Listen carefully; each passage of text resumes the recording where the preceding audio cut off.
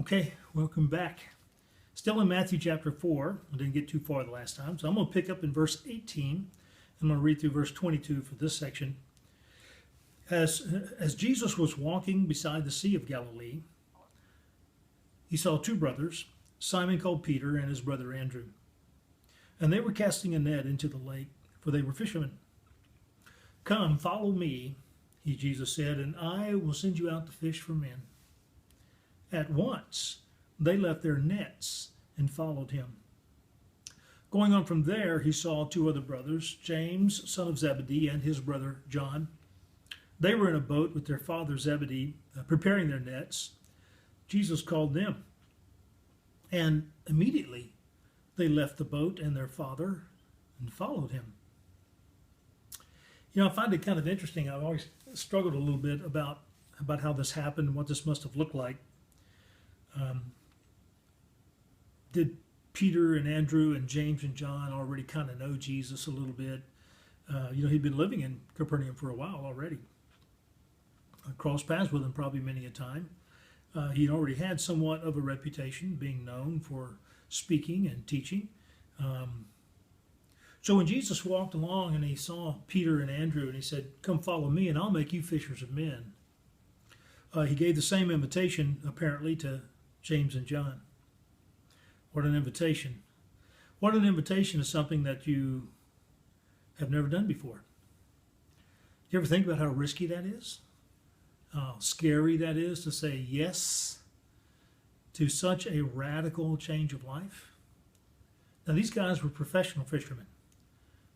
This is what they did for their living. They had fishing boats. And I think it's significant to think about how they immediately left their livelihood to follow him. That's exceptionally risky. It could be foolish. Some people might think, "Boy, you crazy."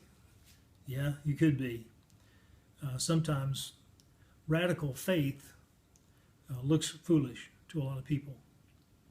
I think it's also interesting that when Jesus called them, their value system changed. What they were valuing in life was making a living, making sure they were responsible individuals, doing their job. But when Jesus called them, they realized there's another kind of responsibility in life, and there is a greater wealth than money. There is a greater task than doing my job.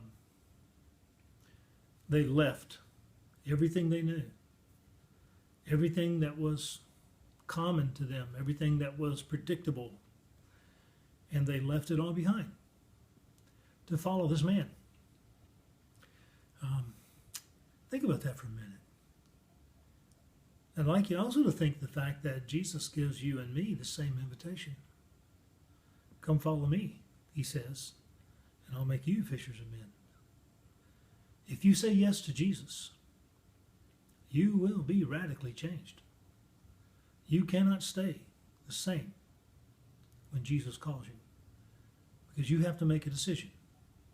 Am I going to be radically changed, or am I going to just stay the same and look at others who do?